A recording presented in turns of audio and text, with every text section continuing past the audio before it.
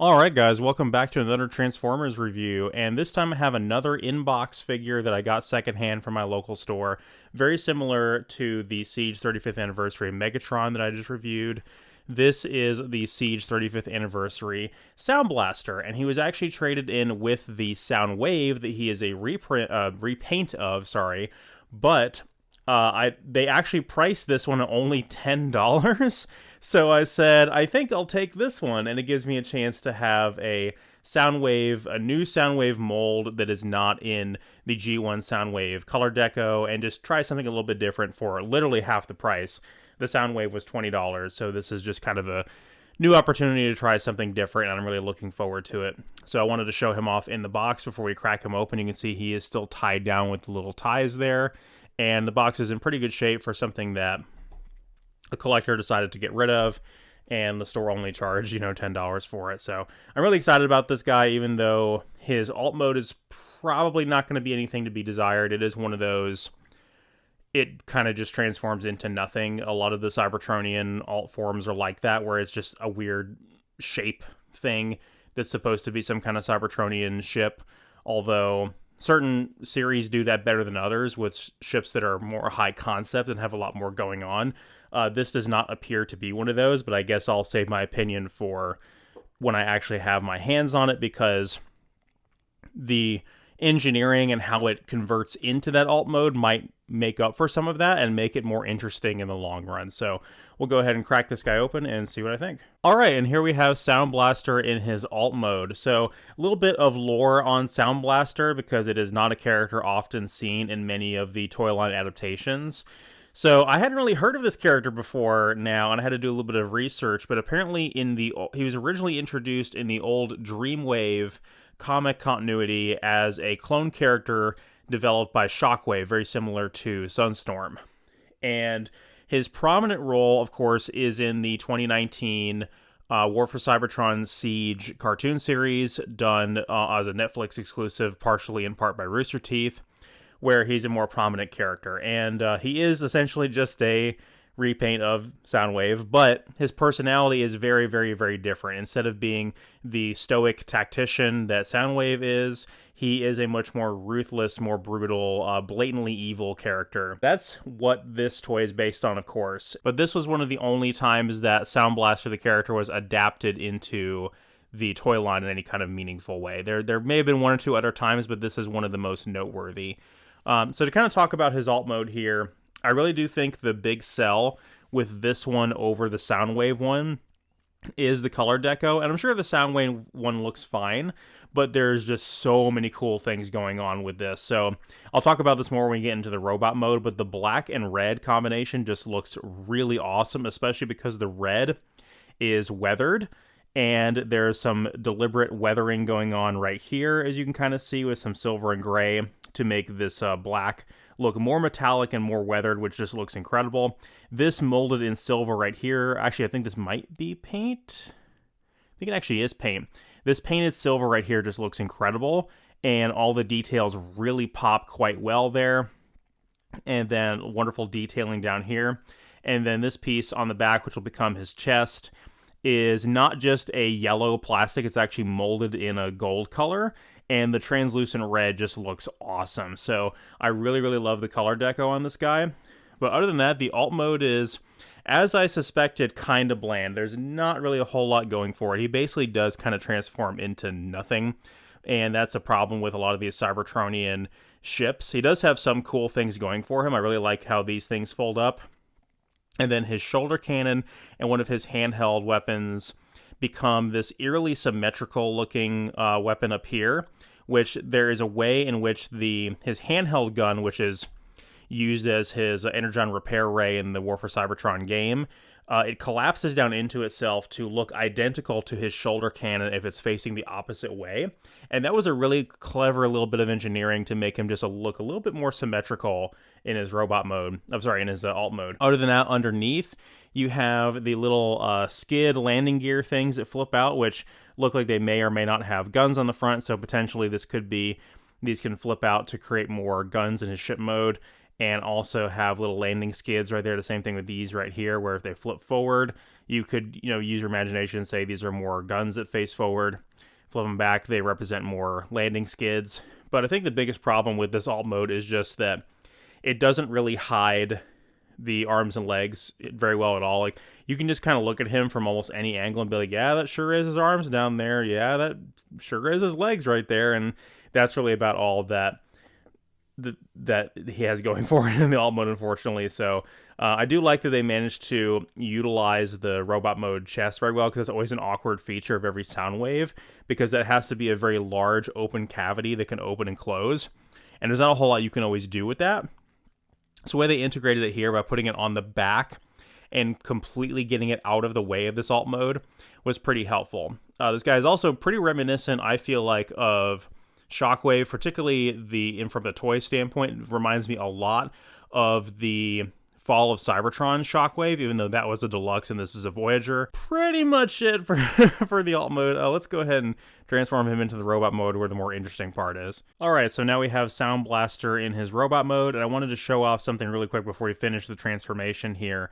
So with the legs, I really do like the engineering here, because his feet are completely concealed and closed away, and I just like the way this was done. So there's other figures that have done this in a similar way too, but this kind of folds up right here, and the entire foot tucks away like that, and then this piece folds back discreetly away, and again, forms completely flat. There's no kibble, no extra pieces. Everything is very nice and tight and uniform, and it just makes for a very smooth and streamlined look in both forms. And I think that that's a really ingenious and really difficult to accomplish type of thing. So here he is. And this robot mode, what can I say about it other than it's pretty much perfect. There's really not a whole lot of flaws with it at all. They really outdid themselves with this, and due to how they engineered the alt mode, if they really wanted to achieve this classic Soundwave look, there really wasn't a lot of ways they could have messed this up. So as long as his articulation is good and there's not a lot of redundant alt mode kibble and stuff in the way, then he's pretty much going to be fine. But they did a pretty good job everywhere where it counts. So I mentioned how much I loved the color deco, and it really does show off quite nicely here in the robot mode. The red and black, I think, is just an amazing looking combination, especially for a villain character. And the translucent red of not only the screen of the front of his chest there, where the cavity that would hold a metaphorical laser beak if he had one. Not only does that look awesome, but he has this very, very menacing looking light piping there. And just the shape of his head sculpt and his little mouth plate there just gives him this very menacing scowl to his face almost, and I just think it looks absolutely incredible. And he even has, like, when you tilt his head down a little bit, it almost gives him like this furrowed brow expression. It just looks great. Oh, it looks so good. I went ahead and attached his little shoulder cannon there, and another thing I wanted to show off is that the piece that was the little landing gear skids in the alt mode can now be kind of folded away, but you could also have it folded out as another weapon potentially, or like a grappling hook or something like that. Whatever you want to use your imagination and say that is, it does fold out under the arms in robot mode. You can see the arms are very hollow, which is a fault that it will give it, but that's starting to become a lot more common on deluxes and Voyagers. And it is so that the wrist can rotate and be completely hidden like that. And of course, there is no wrist rotation as a result, but the rest of his articulation is perfect. The way that his shoulders hinge, it is so far up on his arm that he gets a really nice range of motion on it like that. The way where the pin is located means that nothing hits on anything, nothing is hindered by anything. And then his elbows are very, very, very, very, very flexible. Nothing gets in the way of his waist at all. He can do a full 360. With the hips, the little skirts pop up right here so he can move his legs in and out. And then, again, the same thing where the pin is located on his knees. His knees have a great range of motion, and he does have ankle tilts as well, or ankle pivots, but he does not have the front to back toe pivot very much, unless you open this piece up and move it back, and his foot can move a little bit. But that just means that he is just overall extremely, extremely posable. And what more could you want? What more could you possibly ask for? And he has this. He has quite a lot of accessories as well. He does not, unfortunately, have a laser beak or any kind of equivalent mini bot to go with him. And I think during this line, if I'm not mistaken, they expected you to buy those separately, which is a little bit of a disappointment and an example of how, due to inflation and the cost of certain goods and services going up and the cost of these things generally going up, those things are becoming more scarce. And the same argument of plastic quality changing or Transformers becoming smaller or lacking accessories, blah, blah, blah. And it's the same argument. Everybody knows the details there.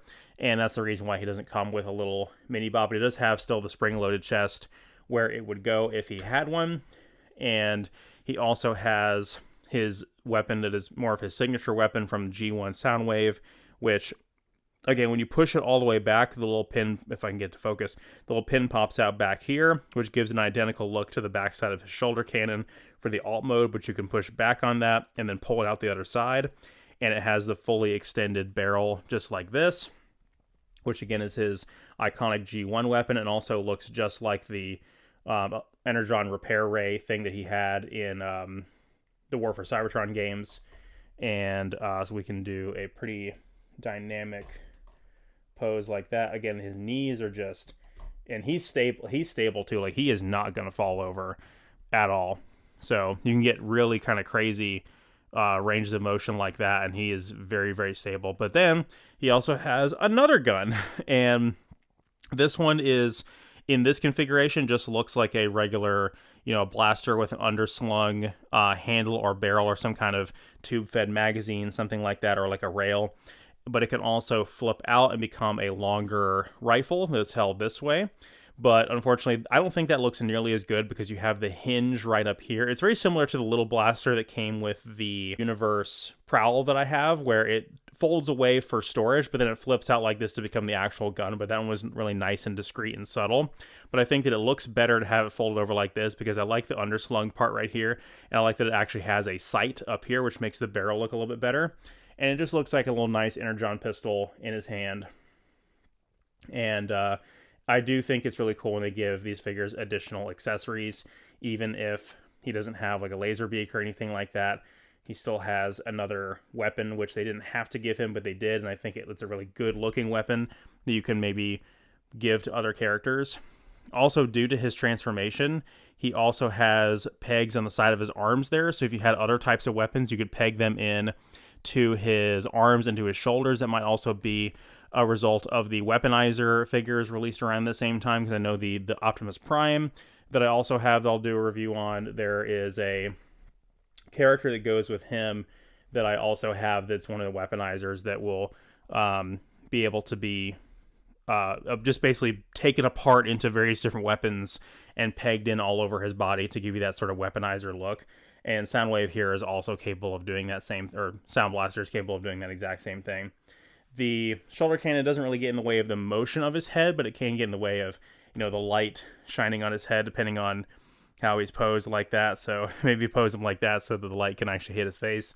And then the little skids I mentioned earlier from the alt mode as well, that are normally in this position and represent the skids in the alt mode. We can flip them all the way back and down like that if you want to get those out of the way. But they look pretty discreet, even flipped up. They look like they'd be part of the hinge of his chest piece. But the fact that you can put them in an even more discreet place, and I actually, now that I'm looking at it, I think that overall does look better to me. I think I do prefer them to be out of the way like that. So overall, that looks pretty awesome. And then, like I said, absolutely no alt mode kibble on this guy at all. He has a little bit of a backpack, but I think it's a very stylish looking backpack. And you can even use this, if you use your imagination a little bit, this would be something really cool to do for like a stop motion animation, or hell, maybe this even happens in the cartoon series. I'm not 100% sure. I still need to watch it. But you can, in theory, if you say that this, is an ugly backpack, it's smaller and more discreet than the Megatron one, which even that one I didn't have as much problem with. I think overall his proportions look a little bit better than that Megatron too. But you can actually open this up a little bit. Now, you do have to be careful. One of the flaws I will say about this guy is that the hinge for these things, one of them did pop off, but you can like separate those and like rotate this thing up a little bit and make it to where he has like these shoulder rockets, like a rocket backpack that can shell your enemies from afar. And I just think that's so cool looking. Like, I know that's probably not even intended, but just imagine like doing like, if you're doing like stop motion things, to have that unfold and raise up like that and have him do like a rocket barrage or a mortar strike or something like that. That's just so cool to me. So I really like the way that's implemented. You can't get it to be level with his shoulders because of the way the hinge is where his head is. You'd have to fold his head completely back down into his back to get that to fold up. But I think even at this angle, it just looks absolutely sick. It just looks like he has, shoulder mounted rockets and stuff like that, which again, is probably not even intended. But yeah, I think this guy is absolutely friggin' awesome. So I'm going to do a quick little size comparison. And this is the Soundwave figure from the Transformers Cybertron series. This guy was released, I believe, in 2006. And so we have a 2006 Soundwave with a 2019 Soundwave. And this guy was heavily stylized, one of the most different interpretations of Soundwave from G1 to ever be released outside of like the Bayverse, but I don't really count that as much. One of the most fun interpretations of Soundwave as well. I really love his character in the Cybertron cartoon. And I forgot how much he did like quippy little one-liners and stuff like that until I was rewatching parts of the show and just saw how many times he does little quips and stuff. Very, very funny. So this Soundblaster / Soundwave, I highly, highly recommend him. I think he's awesome. I really don't think that there's too much going on in the alt mode, but I think that the robot mode definitely makes up for it. And at least the transformation into that alt mode is remarkably simple with engineering that makes sense. So if you like transforming him back and forth multiple times, just fiddling with him on your desk or whatever, then he will satisfy that need as well. So thank you guys so much for watching. I'm still working on the Revenge of the Fallen video game video essay on the main channel. That video is like 2 or 3 months behind at this point because of major life changes I was going through, but it is almost done and should be up here in a couple of days. And I am also going to be working on the War for Cybertron video shortly after that.